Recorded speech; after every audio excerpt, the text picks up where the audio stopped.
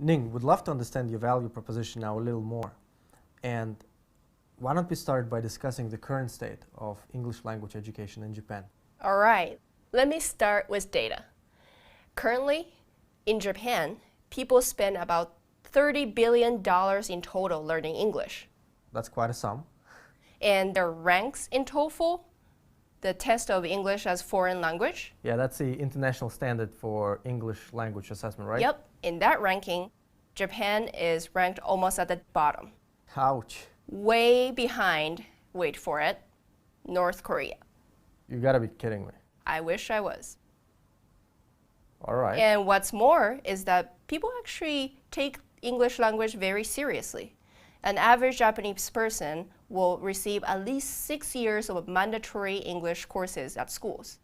Let me get this straight. They clearly care about studying English. They invest a lot of time doing it, they invest a lot of money doing it, and yet, poor results.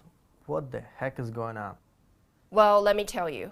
The 14-year-old me was very bored and uninspired by the English language classes because they don't say anything that is relevant to us, and instead, they're spending 80 or 90% of the time on grammatical analysis. This is boring. They are really boring. Do the teachers themselves speak English well? Nope. Most of them cannot express themselves or converse comfortably in English. As I look at the current state of English education in Japan, I'm not seeing a pretty picture. People are taught by people who don't speak the language really well. They invest a lot of time, they invest a lot of money. That's a current state. Sad, but also gives opportunities for people like you to come in and do better, which is great. Entrepreneurship at its best. How are you going to do better? In Native Mind, we try to fully empower the learners to take full responsibility and ownership of their learning.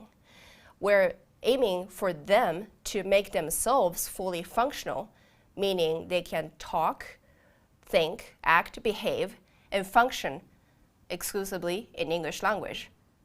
And in the process, everything should be fun. So for Ning, the 14-year-old, the top priority is being fully functional. That's great. And that's a qualitative measure. Is there a quantitative measure of value proposition in Native Mind? Currently, for my persona, there are many options offered to them by the current players that usually cost them $10,000 to achieve the scores they want in TOEFL.